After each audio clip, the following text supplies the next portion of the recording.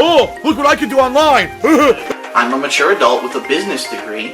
That's 100% a lie. Fuck you, Phil. It's been tough. You know, my life has been tough. I'm good at lying. I agree with you. Why am I toxic? I have nothing to get rid of the toxicity. I'm a thief. I'm a scammer. I'm a liar. Let me keep going. Show me the money. Salt.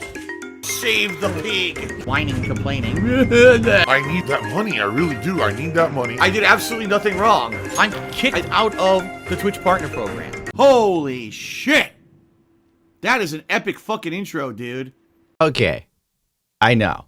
I haven't done anything funny in a while. That's why you won't watch my videos. That's why Susan snuffs me out like an unwanted pregnancy. Gaming. Does it not suck now? I mean, we all remember the golden age of like PS2, the Xbox 360, remember that? The PS3. Remember how much fun gaming was as you shouted racial slurs at each other and a dude 360 no-scoped you in the head? Those days are gone now. Now we have walking simulator games. We literally have interactive movies that are about as fun as a Charles Bruckheimer movie that you just get to press X to every now and then. I don't even know how to explain it to you, but this is the wildest shit I have seen in a good long while. The CDC, Game Developers Conference, in San Francisco, California, March 18th through the 22nd, 2019. I know we're a few years late, but this just got to me. Basically, game designers are talking to each other about, game making and how to engage with the gamer. Because today's gamer has got the reactions of a dead bonobo chimp. If you don't believe me, watch my stream when I'm playing Metal Slug with Zell. But then again, in my defense, I was high as a kite. A lot of value out of it. We keep pushing the theme throughout the level. Boom, key turning point again. Just as you're getting fatigued with that item, we try to give you a new item every 90 to 120 minutes and so forth and so forth and so forth. And if done correctly, players will start to learn this flow in the back of their head. If there's ever a pacing dip or they feel... Already the game designer is talking like we're rats with cheese. They're like, you gotta throw the gamer a few little crumbs to keep him interested because he has the attention span of a goldfish or a small little monkey with a short tail. Zima, hula hoops, and Pac-Man video games. Don't you see? People today have attention spans that can only be measured in nanoseconds. Isn't this damning for the God of War? Because, I have it. I'm playing through it, and I was getting so bored with the game. Honest to God, it's like a lot of walking, a lot of talking BS. And I know PlayStation fan guys sit there and go, the God of War is the greatest thing that ever happened. But to me, I'm like, this is nothing. I don't know, call me crazy. Like maybe they're tired of something, they will be excited and inspired about the next big item or the next big unlock and the next big ability.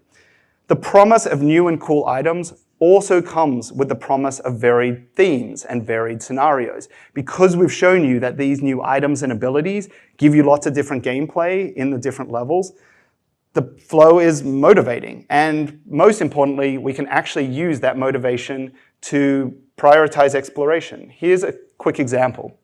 I want you to watch what the player does here as he boats around. I love this. Watch and listen to what this guy says when they lead DSP around like a lab rat.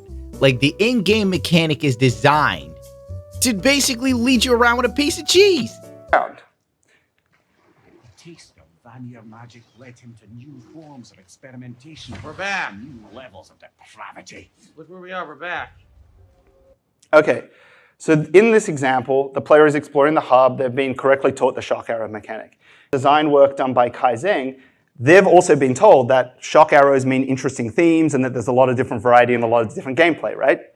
So we've made a convincing promise to the player. So watch it one more time, and I want you to watch just what the camera behavior does. The taste of vanilla magic led him to new forms of experimentation. We're back. New levels of depravity. Look where we are, we're back. Boom, and there it is. The way the guy just goes, boom. There it was. He's being taught correctly. He's talking about DSP like he's a goddamn lab rat. And basically, this is how all game developers see us in this day and age.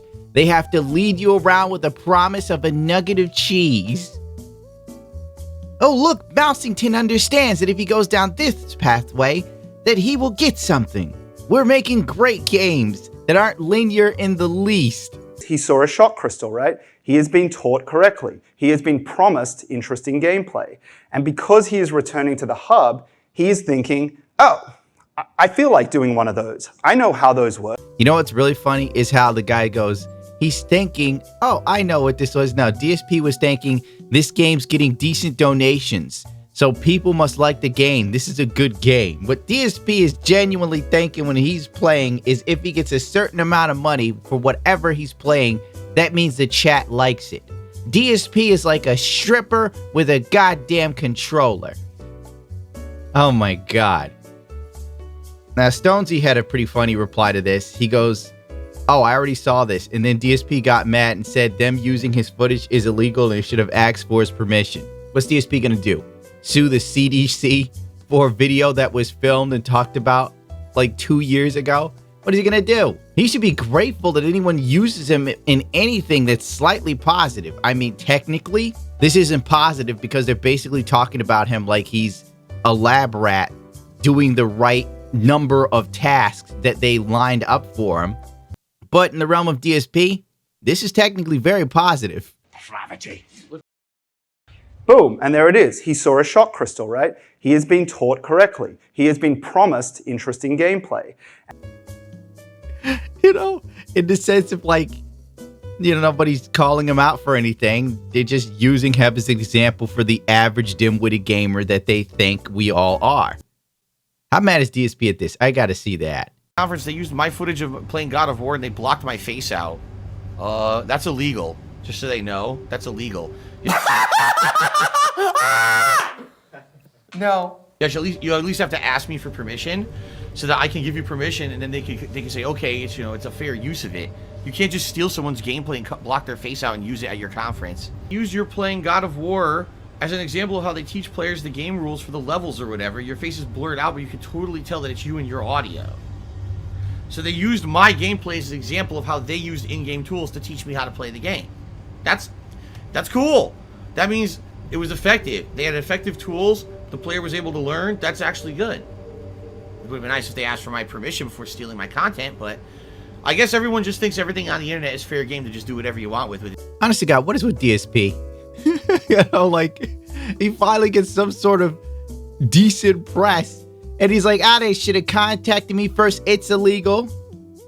Oh, it's good we're learning, but they shouldn't have stole my content. Bro, literally, it's fair use.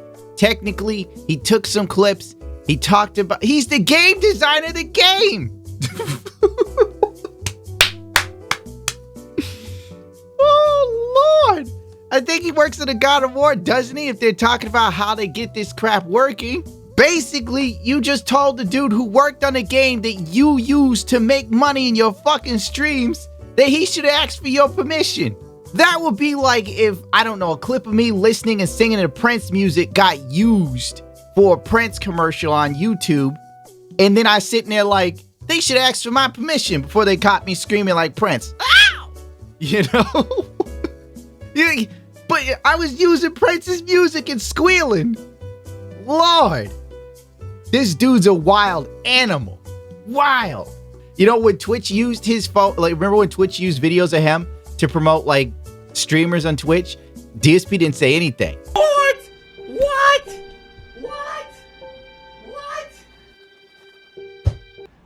I'm being promoted by Twitch. I got a Twitch shout out, huh?